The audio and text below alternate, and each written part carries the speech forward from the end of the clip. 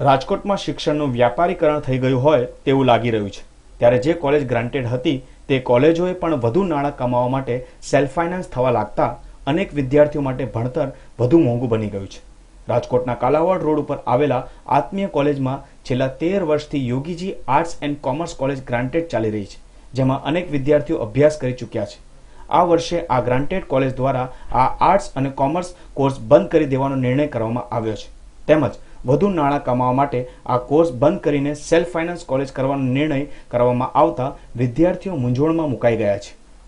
લડતના ભાગરૂપે એનએસયુઆઈ દ્વારા આત્મીય કોલેજની અંદર Yogiji arts and commerce college છેલ્લા 13 વર્ષથી જેના બલબૂતા ઉપર આત્મીય યુનિવર્સિટી અત્યારે બની જઈ રહી છે, ત્યારે આ આત્મીય કોલેજનો મુખ્ય મુદ્દો Yogiji arts and commerce college જે 13 વર્ષથી ચાલતી હતી, આ વર્ષે એફવાય બીકોમમાં અને એફવાય બીએમાં આ લોકોને સેલ્ફ ફાઇનાન્સ કરવું હોય, વધારે પૈસા કમાવવું હોય, આ પૈસાની લાલચે આ કોર્સને બંધ કરી દેવામાં આવેલો છે। તો આ કોર્સની સામે અમારું પ્રમોશન આંદોલન ચાલુ જ રહેશે અને આ કોર્સ કોઈ પણ ભોગે Atmiya Yogiji arts and commerce college ચાલુ રહેવી જ જોઈએ। એનએસયુઆઈ દ્વારા યોગીજી આત્મીય કોલેજ ખાતે ઉગ્ર સૂત્રોચ્ચારો કરીને પોતાનો રોષ ઠાલવ્યો હતો।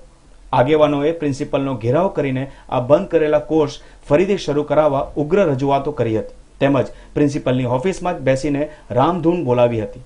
છેલ્લા 13 વર્ષથી આ કોલેજ ચાલી રહી છે, જેમાં અગાઉ અનેક વિદ્યાર્થીઓ અભ્યાસ કરી ચૂક્યા છે, ત્યારે કેમ આ વર્ષે જ વિદ્યાર્થીઓ એડમિશન માટે નથી આવતા તેની પાછળનું એકમાત્ર કારણ એ જ છે કે કોલેજના સંચાલકો દ્વારા આ મનગણત નિર્ણય કરીને વિદ્યાર્થીઓના હિત સાથે ચેડા કર્યા છે। પૈસા દઈને નહીં, એમાં અહીંયા સબ્જેક્ટ બે જ છે, ગુજરાતી અને સોશિયોલોજી। અત્યારે ઇંગ્લિશ હોય તો ઇંગ્લિશનો ક્રેઝ છે તો જથ્થાબંધ વિદ્યાર્થીઓ આવતા હોત। અત્યારે કોમર્સ ઇંગ્લિશ મીડિયમમાં હોત તો મારો 100નો ક્લાસ ફૂલ થઈ ગયો હોત, કેમ કે અત્યારે ડિમાન્ડ ઇંગ્લિશ મીડિયમની છે। કોમર્સ ઇંગ્લિશ મીડિયમ હોત તો આજની તારીખે 100 છોકરાઓ મારા થઈ ગયા હોત। સ્ટાફને વિનંતી કરી હતી, કેમ કે ગુજરાતી મીડિયમનો સ્ટાફ છે, એટલે પહેલાં સ્ટાફને કીધું હતું કે જો આપણે ગુજરાતીને ઇંગ્લિશમાં કન્વર્ટ કરીએ તો, પણ સમહાવ તે વખતે સ્ટાફ રેડી નહોતો કે અમારે ગુજરાતીમાંથી સીધું ઇંગ્લિશમાં બોલવું પડશે। અમે કરવાના છે એ માટે ના ઇંગ્લિશ શરૂ કરવું એવી મેનેજમેન્ટની વાતો થતી હતી।